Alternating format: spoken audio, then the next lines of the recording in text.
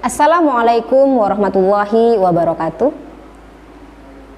Alhamdulillahirabbil alamin wa bihi nasta'inu ala umurid dunya waddin. Wassalatu wassalamu ala asyrafil anbiya'i wal mursalin sayyidina wa maulana Muhammadin wa ala alihi wa ashabihi ajma'in, amma ba'du.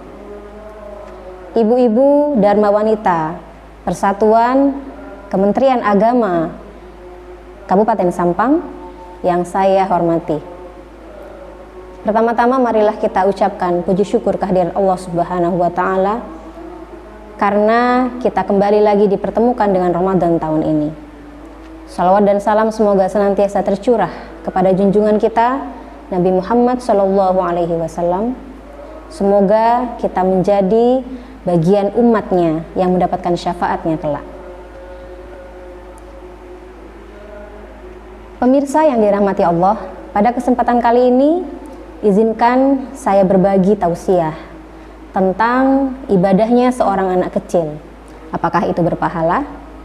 Pada bulan Ramadan sudah banyak sekali anak kecil yang mulai melaksanakan ibadah puasa secara penuh, mulai dari waktu sahur sampai menjelang maghrib tiba.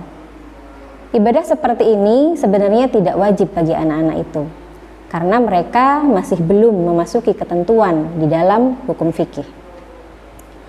Di dalam fikih, di dalam sebuah hadis riwayat Siti Aisyah disampaikan bahwa rufi'al qalamu ala thalathatin.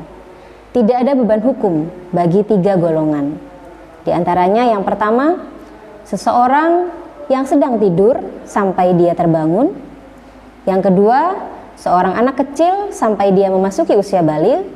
Dan yang ketiga, seseorang yang gila sampai dia kembali berakal. Kategori baligh dalam kajian fikih itu ada 3 kriteria. Yang pertama, anak sudah memasuki usia 15 tahun, baik itu laki-laki maupun perempuan. Mau dia haid ataupun belum, ketika dia sudah memasuki usia 15 tahun, itu sudah termasuk kategori baligh. Kemudian yang kedua, seorang anak laki-laki yang sudah keluar sperma atau ikhtilam ketika dia berumur 9 tahun hijriah. Kemudian kategori yang ketiga adalah seorang anak perempuan yang sudah mulai mengalami masa haid ketika dia berusia 9 tahun hijriah. Ketiga kriteria inilah yang termasuk pada kriteria baligh untuk anak-anak. Pemirsa yang dirahmati oleh Allah, menyuruh sholat atau puasa bagi orang tua kepada anaknya itu merupakan suatu keharusan. Agar apa? Agar anak nantinya ketika dia mulai memasuki usia baligh, dia sudah mulai terbiasa untuk melaksanakan kewajibannya. Mau itu puasa, baik itu sholat, mulai dari subuh sampai sholat isya. Namun demikian, walaupun ibadah seorang anak kecil itu berstatus sunnah, namun itu adalah gambaran kewajiban bagi anak itu nantinya ketika dia memasuki masa baligh. Artinya, orang tua wajib untuk mengingatkan kepada anak-anaknya bahwasannya sholat atau puasa itu adalah ketentuan wajib di dalam hukum Islam. Ketika mereka memasuki usia baligh, mereka sudah harus melakukan ibadah-ibadah ini sesuai dengan ketentuan-ketentuan yang ada di dalam fikih.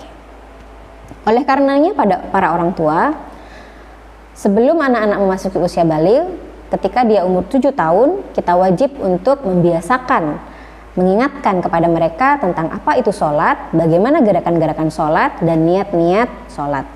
Kemudian ketika anak sudah berusia 10 tahun, orang tua juga wajib mengingatkan dengan lebih keras. Orang tua boleh memukul tapi dengan pukulan yang mendidik atau tidak menyakitkan anak. Boleh dengan ujung kain atau hanya dengan selembar kain. Artinya mendidik anak boleh, tapi tidak harus dengan kekerasan, tidak boleh dengan kekerasan yang mana nantinya akan membuat anak trauma untuk melaksanakan ibadah wajib. Ibu-ibu dan pemirsa yang dirahmati Allah, demikian yang bisa saya sampaikan. Semoga bermanfaat dan semoga ibadah puasa kita di bulan Ramadan tahun ini diterima oleh Allah Subhanahu wa taala dan sampai jumpa di Ramadan tahun depan.